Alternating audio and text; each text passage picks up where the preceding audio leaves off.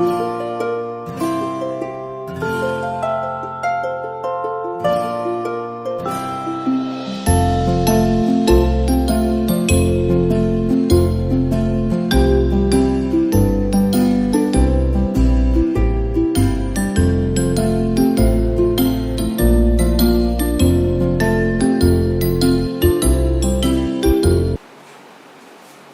adik-adik, ketemu lagi bersama saya Lausi Suni. Hari ini kita akan memuji Tuhan. Tapi sebelum kita memulai memuji Tuhan, terlebih dahulu kita akan berdoa. Kita berdoa ya. Bapa kami yang di surga, terima kasih kami mengucap syukur pada hari ini Kau telah memimpin kami sehingga kami boleh berkumpul lagi, bisa beribadah online ini ya Bapak. Dan juga kami mau memuji Engkau, memuliakan nama Engkau. Bapa, Kau ampunilah segala dosa dan pelanggaran kami. Hanya di dalam nama Tuhan Yesus sajalah kami mengucap syukur dan sudah berdoa. Amin. Baiklah anak-anak, kita akan memulai ujian nomor 1 kita ya. Hanya satu jalan ke surga.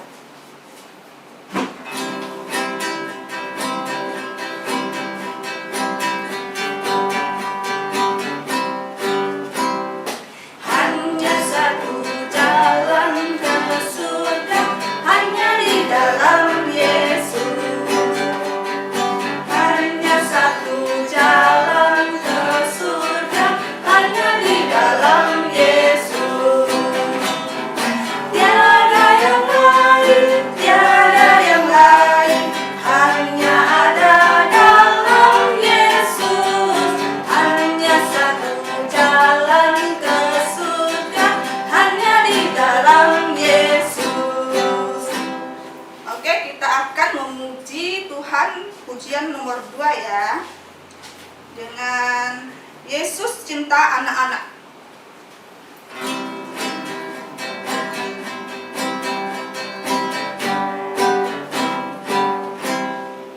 Yesus cinta anak-anak, semua anak di dunia. Merah, kuning, hitam, putih, semuanya berharga. Yesus cinta anak-anak di dunia. Jesus loved the little children, all the children of the world. Red and yellow, black and white, all the precious in His sight. Jesus loved the little children of the world. Baiklah, kita memuji Tuhan. Pujian terakhir kita, apa hapuskan dosa?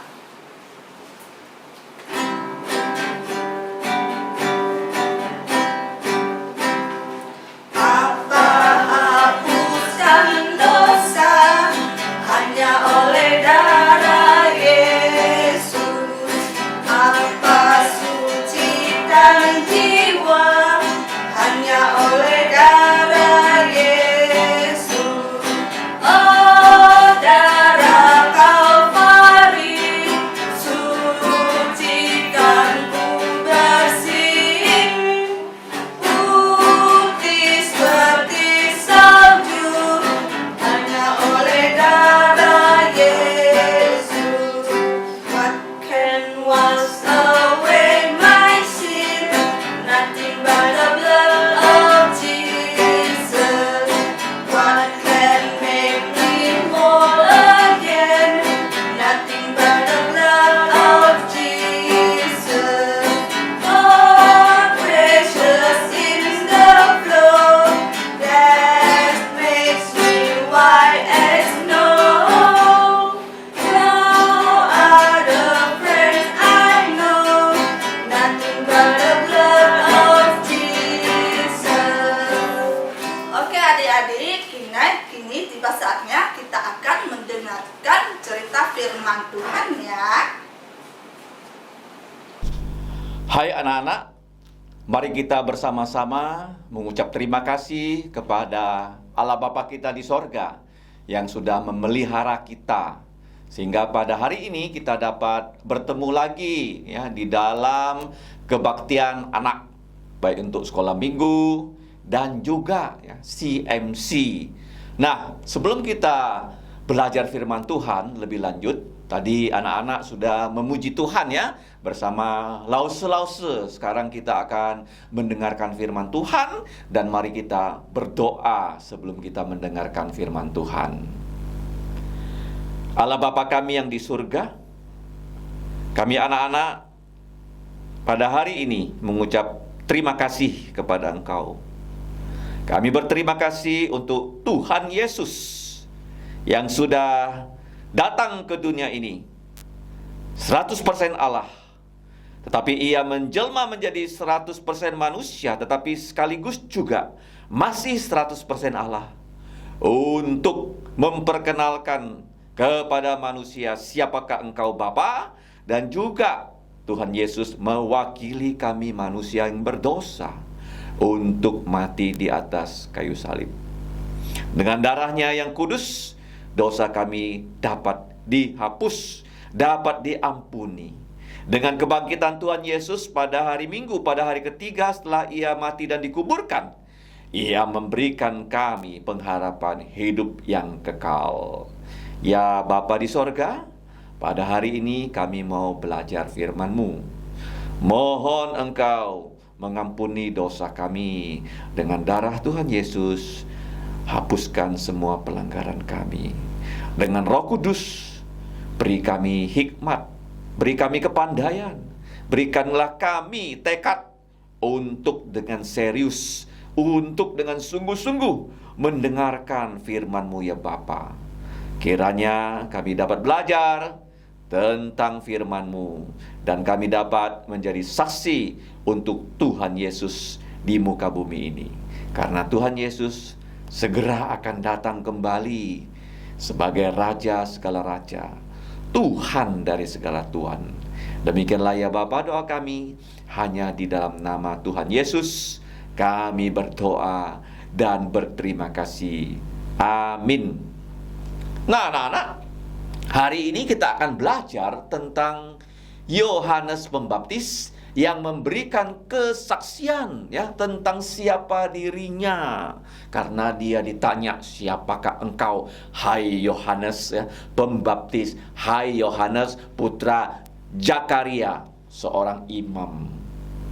Kemudian dia juga bersaksi tentang siapa? Tentang Yesus Kristus, Tuhan Juru Selamat dan juga Mesias. Nah, pelajaran kita hari ini anak-anak dari Injil Yohanes pasal yang kedua ayat 19 sampai 34. Nah, bagian yang pertama ayat 19 sampai 28 itu Yohanes Pembaptis bersaksi tentang dirinya sendiri.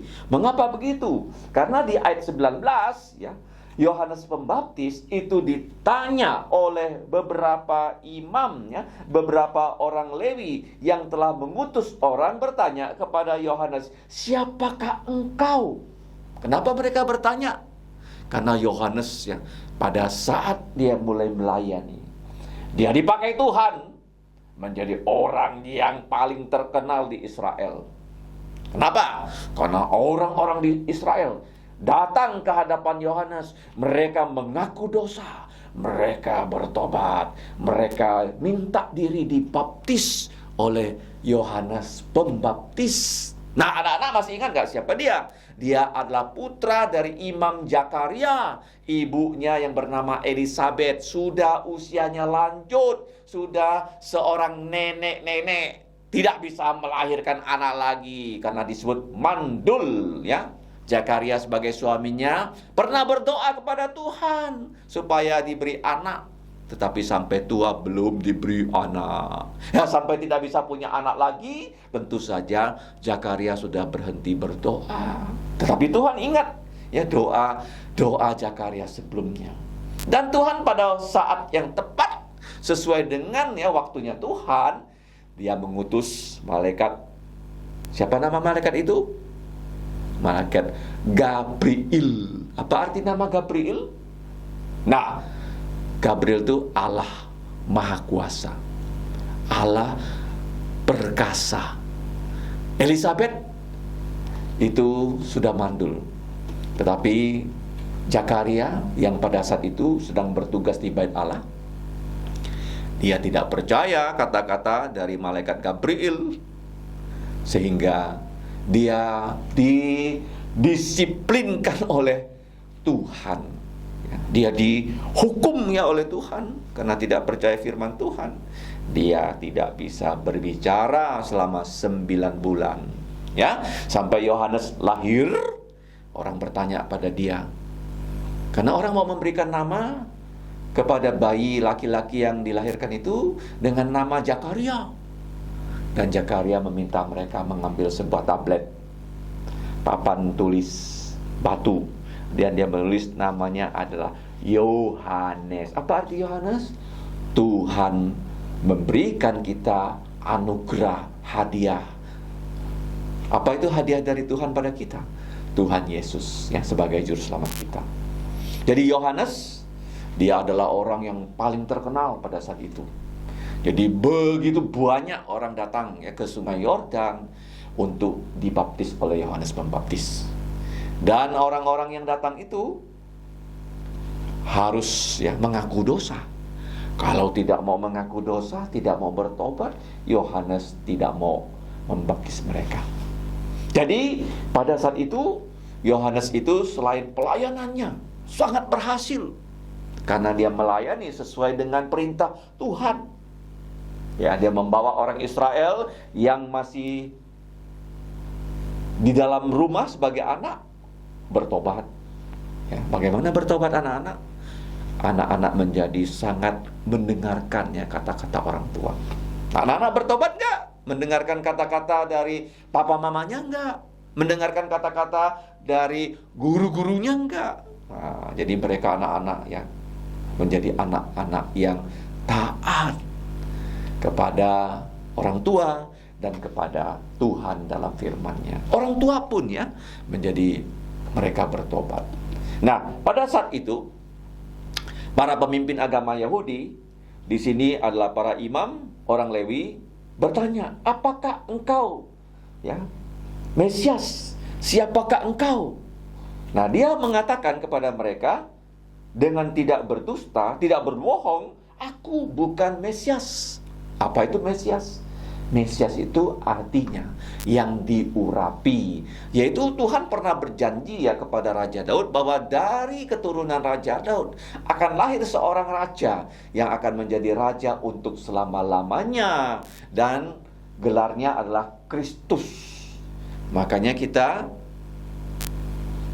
percaya kepada Yesus Kristus atau Yesus Mesias. Dia sebagai juru selamat kita dengan cara merangkap ya 3 peranan, 3 jabatan, 3 pekerjaan. Yesus Kristus, Yesus sebagai nabi, nabi yang paling besar. Yesus sebagai imam, dia mati untuk dosa-dosa kita. Yesus sebagai raja yang bangkit dari kematian dan dia mengalahkan maut. Jadi Kristus adalah nabi, imam, dan raja. Nah, dia mengatakan aku bukan Mesias. Lalu mereka bertanya kepada Yohanes Pembaptis, "Kalau begitu siapakah engkau? Apakah engkau Elia?" Ayat 21. Dan ia menjawab, "Bukan." "Engkaukah nabi yang akan datang?" Dan ia juga menjawab, "Bukan." Loh, dengan demikian orang tambah bingung, siapakah Yohanes Pembaptis ini? Maka mereka ya berkata kepadanya, "Siapakah engkau? Sebab kami harus memberikan jawaban kepada mereka yang mengutus kami." Jawabnya Yohanes Pembaptis kepada mereka, ayat 23, "Aku adalah suara." Aku adalah suara. Ya, orang yang berseru-seru yang memberitakan firman Tuhan di padang gurun. Bagaimana beritanya? "Luruskanlah jalan Tuhan." Seperti yang telah dikatakan oleh Nabi Yesaya. Artinya Yesaya sudah berkata tentang Yohanes Pembaptis, tentang Yesus Kristus sebelum mereka lahir. Berapa tahun sebelumnya, anak-anak? 700 tahun sebelum Yohanes Pembaptis lahir, Tuhan sudah memerintahkan Nabi Zakaria untuk menuliskan tentang Yohanes Pembaptis yang akan lebih dahulu melayani, mempersiapkan bangsa Israel sebelum Tuhan Yesus melayani 6 bulan kemudian.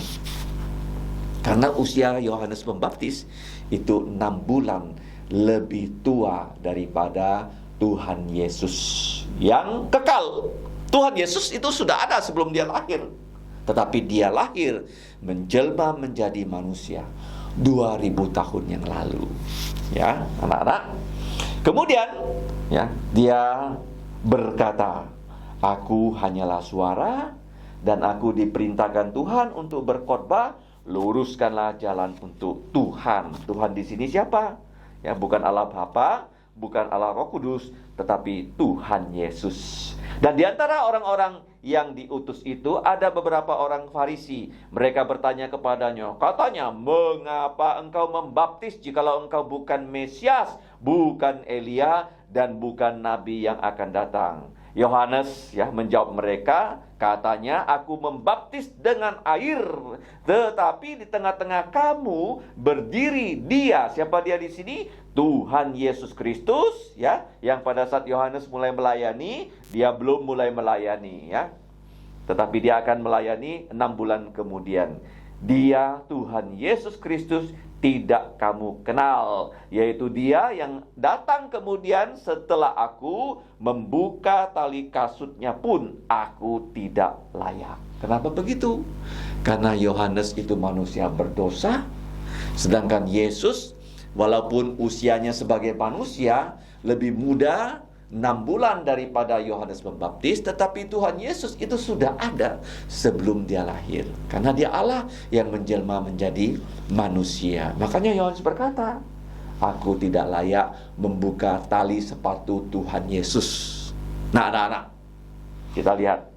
Hal ini terjadi di Betania dan di seberang sungai Yordan, di mana Yohanes Pembaptis. Jadi di sini Yohanes bersaksi tentang dirinya sesuai dengan apa yang dikatakan oleh Nabi Elia. Nah, berikutnya ayat 29 sampai 34. Nah, pada keesokan harinya Yohanes melihat Yesus datang kepadanya, dan ia memperkenalkan Yesus ya kepada orang-orang yang sudah menjadi murid Yohanes. Begitu banyak ya Yohanes punya murid. Bukan hanya ratusan orang, tapi ribuan orang. Apa yang dikatakan Yohanes ketika dia memperkenalkan Tuhan Yesus? "Lihatlah anak domba Allah." A-D-A. Ada A, anak, D, domba, A, Allah. A-D-A, anak domba Allah. Ini satu dari beratus-ratus gelar Tuhan Yesus. Ya, kalau kita membaca Alkitabnya, mulai dari kitab Kejadian sampai kitab Wahyu, Tuhan Yesus itu punya begitu banyak nama, begitu banyak gelar ya. Lebih daripada 300 nama dan gelar Tuhan Yesus di Alkitab. Tidak ada orang di muka bumi ini ya yang mempunyai nama dan gelar sebanyak Tuhan Yesus. Kenapa begitu, anak-anak? Karena dia adalah Allah. Nah, satu dari gelar anak domba Allah itu diperkenalkan oleh Yohanes Pembaptis. Kenapa begitu? Karena anak domba Allah ini akan menanggung dosa semua manusia. Dengan cara bagaimana? Dia rela mati di salib. Tuhan Yesus tanpa dosa, tetapi demi dosa-dosa kamu dan dosa saya yang sebanyak rambut di kepala kita, ia mati di atas salib, di bukit Kalvari, di bukit Golgota, di bukit Tengkorak, dengan darahnya yang mengalir di lubang paku di tangan, di lubang paku di kaki, dan dari lambung yang ditusuk tombak, dapat membersihkan dosa manusia. Anak-anak tahu nggak? Tidak ada cara lain untuk membasuh dosa manusia. Hanya dengan Tuhan Yesus yang tidak berdosa, dia bisa menggantikan kita mati di atas kayu salib untuk menebus dosa-dosa kita. Kenapa dia harus mati? Karena upah dosa adalah maut. Nah, ketika Yesus datang, Yohanes memperkenalkan Tuhan Yesus. Lihatlah anak domba Allah yang menghapus dosa dunia. Anak-anak tahu nggak? Darah Yesus dapat menghapus dosa semua manusia. Tetapi ada syaratnya. Kalau anak-anak mau percaya kepada Dia, ya seperti dokter memberikan kamu obat. Dokter bilang obat ini dapat menyembuhkan penyakit kamu, ya. Tetapi obat ini tak mau kamu minum. Jadi apakah obat itu bisa menyembuhkan kamu? Tentu saja tidak bisa, ya. Darah Tuhan Yesus juga sama. Bisa menghapus dosa siapapun juga. Tapi syaratnya orang yang berdosa harus datang kepada Tuhan Yesus dengan berkata, Tuhan Yesus, saya orang berdosa. Saya anak-anak yang pernah nakal, yang pernah malas, yang pernah marah, dan seterusnya. Ya Tuhan Yesus, ampuni dosa saya. Nah, kalau anak-anak pernah berkata begitu kepada Tuhan Yesus dengan senang sekali mau mengampuni dosa kita. Syaratnya, dosa kalau mau diampuni, kita harus datang pada Tuhan Yesus, mengaku bahwa Dia bisa mengampuni dosa kita dan mengaku dosa kita. Nah, kemudian kita lihat memang Yohanes Pembaptis diutus untuk memperkenalkan siapakah Tuhan Yesus. Dialah Tuhan Yesus yang kumaksudkan ketika kukatakan, kemudian setelah aku akan datang satu orang yang telah mendahului aku. Kok bisa ya? Yesus usia manusianya lebih muda daripada Yohanes Pembaptis. Kenapa dia bisa mendahului Yohanes? Ingat tadi anak-anak, Yesus itu bukan hanya manusia saja, tapi dia adalah Allah 100%. Sebelum dia menjelma menjadi manusia, sebelum dia lahir sebagai manusia, dia sudah ada. Ya, di waktu kekekalan yang lampau, ya. Sebab dia telah ada sebelum aku. Ingat ada anak ya, Tuhan Yesus sudah ada sebelum siapa? Sebelum Adam. Karena dia yang menciptakan Adam. Dia sudah ada sebelum Abraham.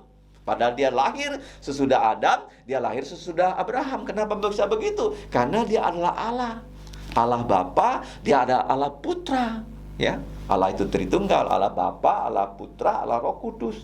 3 pribadi tapi satu Allah tapi 3 pribadi. Jadi kalau kita lihat ya, yang berikutnya ya, ayat 31.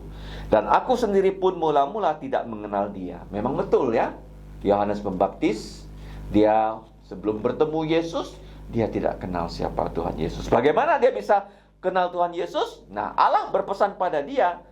Bagaimana pesannya? Tetapi untuk itulah aku datang dan membaptis dengan air supaya Tuhan Yesus itu ya dinyatakan kepada Israel. Jadi Yohanes Pembaptis itu akan melayani ya sebagai orang yang paling terkenal di Israel. Setelah dia melayani, dia membaptis Yesus bukan karena Tuhan Yesus berdosa loh, bukan loh. Kenapa Yesus itu harus dibaptis oleh Yohanes Pembaptis? Karena Yesus harus diurapi sebagai Mesias ya, dengan air yang dituangkan dari atas, lambang Roh Kudus turun ke atas Tuhan Yesus.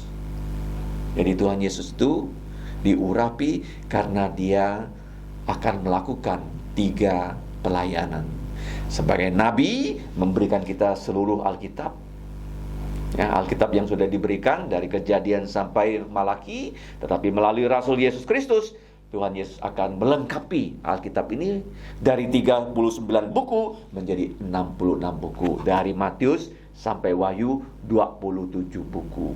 39 3 kali 9 sama dengan 27. 39 tambah 27 sama dengan 66. Jadi dia adalah nabi, memberikan kita kitab suci, memperkenalkan kepada kita siapa Allah Bapa. Yang kedua, dia adalah imam.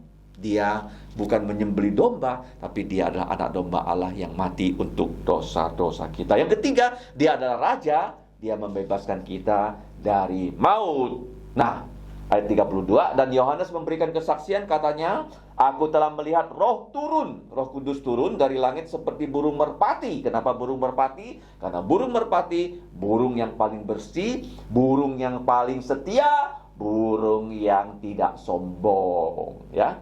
Dan Roh Kudus tinggal di atas Tuhan Yesus. Jadi begini ya, Tuhan berkata pada Yohanes, Yesus Sang Mesias adalah orang yang akan kamu baptis bukan karena dia berdosa, karena dia harus kamu urapi. Waktu kamu membaptis Tuhan Yesus, ya, akan turun Roh Kudus dalam bentuk burung merpati.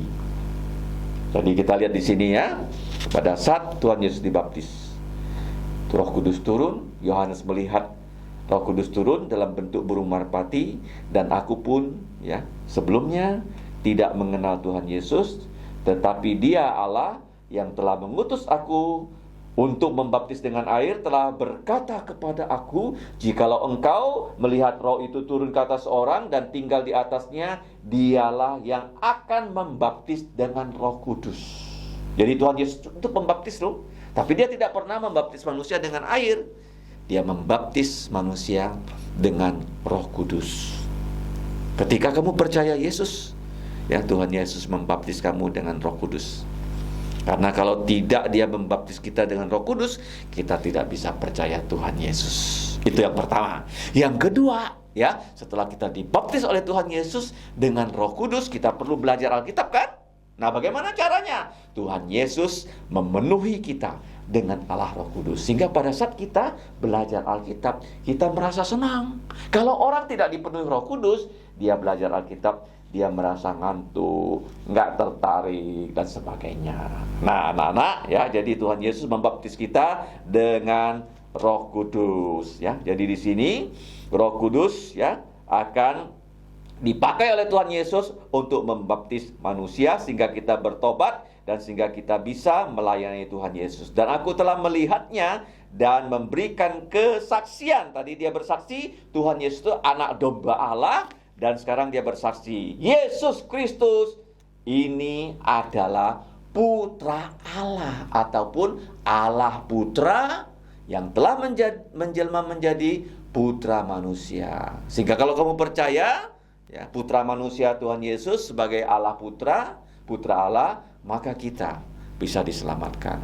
Kita anak-anak manusia yang berdosa bisa diangkat oleh Allah Bapa menjadi apa? Menjadi anak-anaknya. Jadi anak-anak, hari ini kita sudah belajar dua hal, ya. Yohanes Pembaptis melayani selama 6 bulan saja. Dia melayani untuk membaptis. Kenapa membaptis? Supaya orang datang kepadanya, bertobat, mengaku dosa, dan dibaptis. Ketika dia ditanya, siapakah engkau? Dia mengatakan dia bukan Mesias, tetapi dia adalah suara seperti yang sudah ditunjukkan oleh Allah di dalam kitab Nabi Yesaya. Nah, setelah itu datang Tuhan Yesus, ya, dibaptis oleh Yohanes. Kenapa Yesus dibaptis? Bukan seperti orang-orang lain yang dibaptis karena dosa mereka. Yesus dibaptis karena Yesus itu diurapi, ya, sebagai Mesias, sebagai Kristus. Yesus itu melayani sebagai nabi, imam, dan raja. Dia adalah anak domba Allah yang menghapus dosa seluruh dunia. Dia juga apa, anak-anak? Dia adalah putra Allah, ya, ataupun, ya, Allah putra. Apakah anak-anak percaya pada Tuhan Yesus? Kalau kamu percaya, Tuhan Yesus, ya, membaptis kita dengan Roh Kudus. Tuhan Yesus akan memenuhi kita dengan Roh Kudus sehingga kita suka mendengarkan firman Tuhan, suka belajar firman Tuhan, ya, sebagai bekal kita loh di zaman yang sangat susah seperti zaman COVID-19 ini. Mari kita berdoa. Bapa kami di surga, kami mengucap terima kasih untuk kesempatan belajar firman-Mu. Mohon Roh-Mu yang kudus membantu kami supaya kami lebih mengenal Tuhan Yesus melalui firman-Mu. Ya Bapa, peliharalah kami semua anak-anak, dan juga supaya kami bisa menjadi saksi yang baik dan membawa keluarga kami untuk mengenal dan percaya Tuhan Yesus. Ya Bapa, ampunilah dosa kami, hanya dalam nama Tuhan Yesus kami berdoa dan berterima kasih. Amin. Hai anak-anak, sampai jumpa kembali. Terima kasih.